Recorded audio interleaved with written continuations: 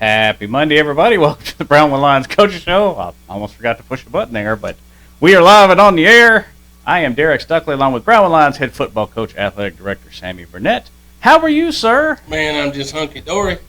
Busy time of year for you? Yeah, busier than a one-legged man in a caboose kicking contest. Well, there you go. Well, I guess we will get right to it, starting the second week of preseason practice for the Lions. I guess kind of give everybody a recap on the first week and where things stand.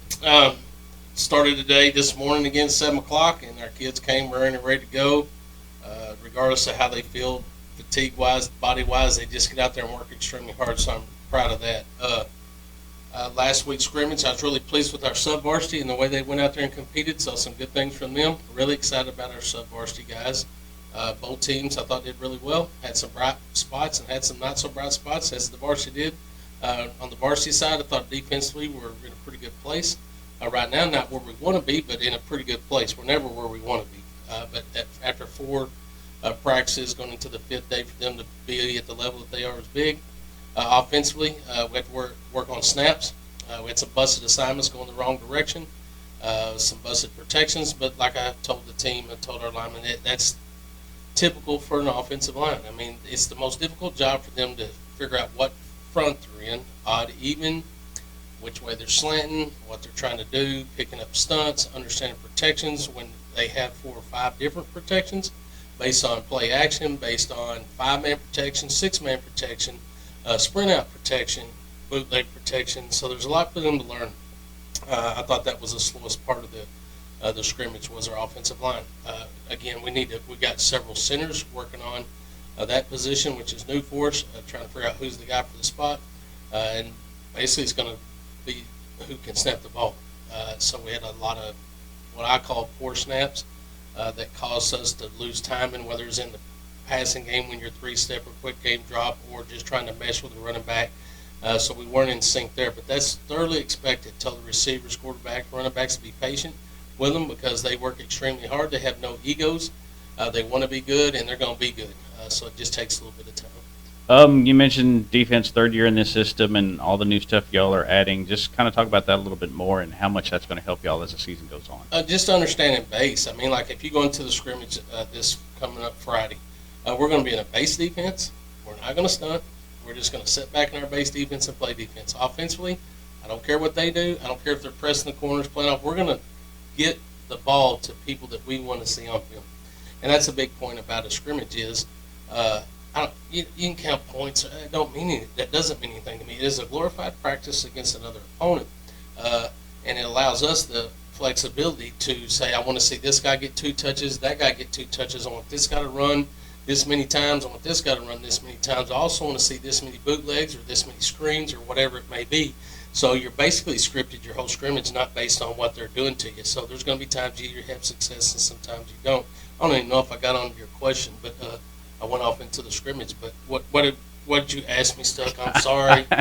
Well, that was going to be my next question. Let's go back to the previous question. Okay, go back to the previous question. All the new stuff y'all are adding to the defense, how's that going to help y'all down the road? I think just having the knowledge of what our base is, what our checks are, what happens when they motion are big. Third year of doing that, I think our kids are picking it up. Now they're wanting more, which allows us to do a lot more stunting, a lot more stemming and stunting, multiple stunts, not just 1 or 2, but 5, 6 stunts that incorporates our back end guys, maybe a nickel or safety coming or corner, whatever that may be. Gives us an opportunity to be very multiple, but look the same. I mean, we're sitting there and in trips, we think they're going to go to cover 3, but yet they go to cover 2, or yet they trap us. That's 3 different defenses. Or they go to cover 4, but when you look at us, you don't know what we're going to be in. It's post-snap. Once the snap's made, you got to see how the defense rolls. That's difficult on high school quarterbacks. So for us, I think that's big. Understanding the base, being able to play fast, but yet put some more spice in it, take it to the next level, be more complicated, but yet simple. Is sort of our philosophy. If you understand what's going on, it's simple. Add this to it, still simple, just a little different work. So excited about what we have, and maybe need to do that a little more, just because you don't have that, those force like Quint McCarty was. For 2 years he was a shutdown run game guy. Cole Miller, Robert Trowbridge played a lot of nose for us. He's playing tackle for us now. Wesley Wolf played a lot of tackle for us. So we feel good where we are with the up front guys. Still looking at nose. Right now it's Ben Wilson, who looks like he's going to be the leader at the nose position. And then our linebackers are growing and developing. So I just think that the fact that they're able to play fast, they can play fast and play physical, yet we can put some wrinkles in there that keeps people off beat. You can't just sit back and say this is what you're going to do, and I like that. No, we talked a little after the scrimmage, but now that you've seen the film of the scrimmage, does anything stick out to you that maybe you didn't catch on first glance? No, I think a lot of it's just execution. In the scrimmage, I got upset with the line at one point and expressed some things to them, but then you watch on film, they don't do as bad as you think it's done. It's just maybe one spot. There's a couple times we should have gone right when we went left. A couple times we should have gone left when we went right, or we busted a protection. Like I said, that's common. But when I watch our guys go against our defense, the guys I just spoke about, and they're holding their own, when they do it right, that's a blessing. Quarterback's still working on getting the feel of the pocket. They want to be quick to avoid the pocket and run, get outside the pocket, but just got to start just getting comfortable, being uncomfortable in the pocket. Get a good drop, work back into the pocket, know it's going to collapse, but you can still keep your eyes downfield, get rid of the ball. I think it's big. And then, again, be patient with the centers because we've had a lot of bad snaps that cost us a lot of time and issues. So at times it looked like a debacle, but that's to be expected. So for the next scrimmage, I want to see that fixed. I mean, we really focused on it today.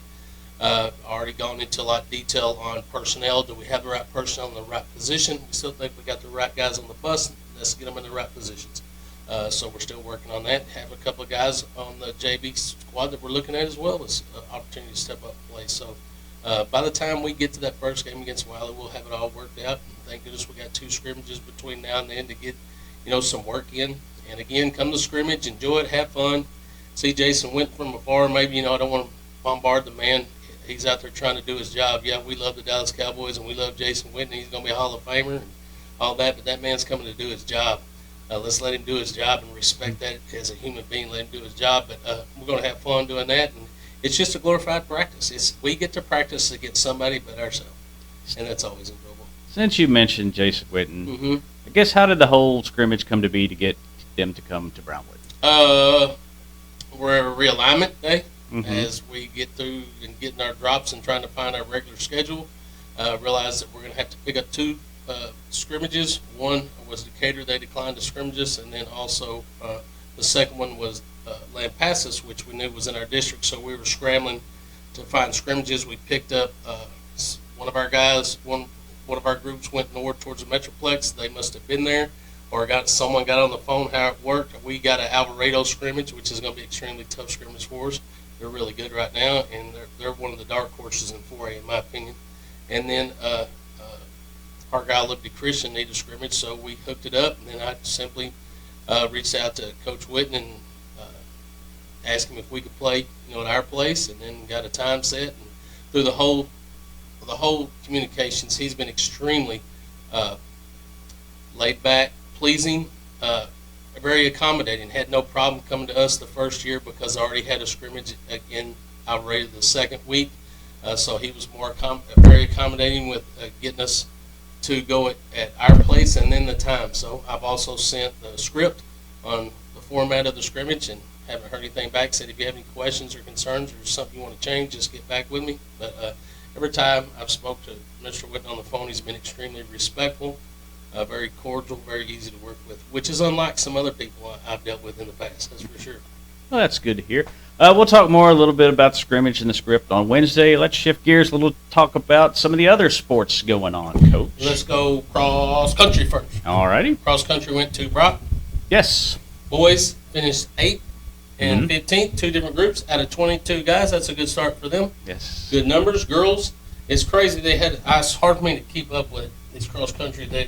Coach Lipsy will keep you on your toes. Yeah. And it was a relay on top of that. Yes, she will keep you on your toes, and I was trying to figure it out, and I sort of can't. But here's what we come up with. Into the 10K. 10K is, I don't know, a long ways. I don't know how many miles that is. About 5, isn't it? I don't know. I don't know. 2. I don't know what it is, but it's too much for me. But our girls finished 4th and 6th, and in the 5K we finished 2nd, 3rd, and 7th. So congratulations to them. Really good start. I still haven't had a chance to talk to her, but I want to talk to her about the relay. I'm interested in that.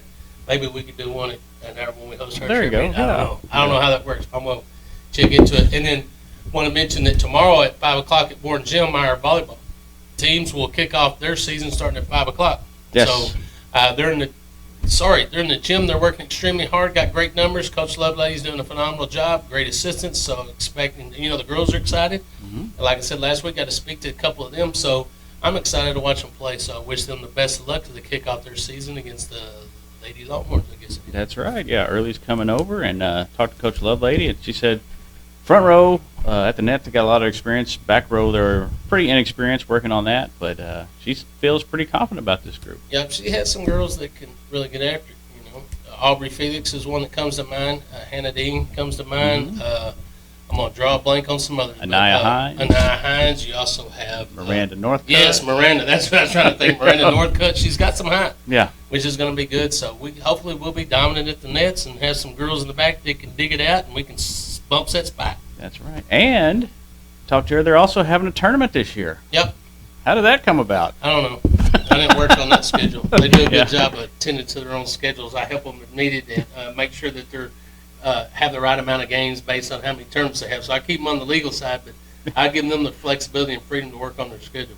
Well, I told her. But if they need help, I sure will help them. Yeah. Well, I told her in 21 years here, the first time I remember Brownwood having a volleyball tournament, so that'll be something new to check out. Yeah. That's the 22nd, 23rd, and 24th. Them and Bangs both are hosting it. She mentioned it's 12 teams, and we'll have more information on that when it gets a little bit closer. Anything else? Look out, we're going to have the Holiday Classic. We'll have the summer volleyball kickoff or something. I know.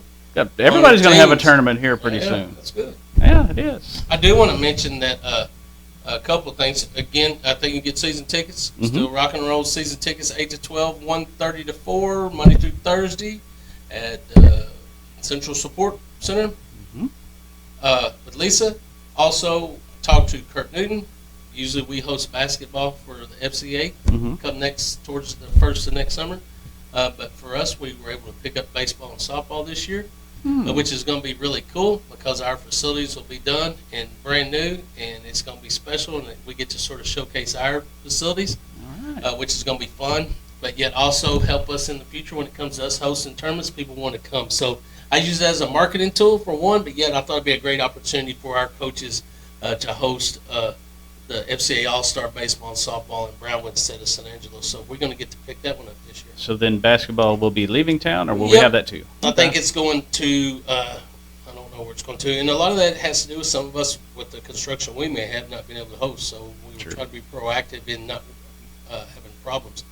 So I think they're going to wind up moving that to Abilene, I think. But don't hold me to that, please. Okay. Well, that's a long way down the road. That's a long ways away, but I didn't want to mention that. Okay. I also want to mention, while I got you, we started a quarterback club, had our first initial meeting where we elected officers and worked on bylaws and those kind of things, working on some other stuff as a group. But they elected 7 people to help lead that. It's a quarterback club for the football team. We'll encourage anybody, alumni, men, fathers, uncles, grandfathers, former Brownwood Lions, anybody that's interested, at the Lions Den downtown at 7 o'clock on Wednesday. We'd love to have you. We're going to do a membership drive, try to get that group going again, have opportunity to talk about the scrimmage, and then when we get in the future, when we get some film, put some clips up, get to show them some film, and just talk about what's going on inside the program, and yet what we can do to help not just the football program. Our future goal is to have enough funds to help everybody in the school. But right now we're focusing on the quarterback club for the football team, and I'm excited about that. Sounds like a good deal. Yep. Anything else today, Coach? I think we hit it. We're better thanks to those sponsors: Auto Glass Magic, Brenner Auto Group, Syntex Body and Paint, Syntex Equipment Sales, Citizens National Bank, Dan Hill Containers, Dr. Bon Young, Dr. Pepper Bottling Company, Everett Jones Investment, Henrik Medical, Highway Enterprises, Huntford Pete's, Landmark Admin, MC Bank, Painter Johnson Associates, Smith & Sharp Agency, Sonic Drive-In, Stanley Chrysler, Texas Bank, Weldon Wilson Electric, Western Bank, and Willie's Feed. All right. That will wrap up today's show. We will be back Wednesday to talk a little more about the upcoming scrimmage here on the Brownwood Lions Coaches Show on KOXE, KOXE.com, and the KOXE app. Have a great day, Brownwood.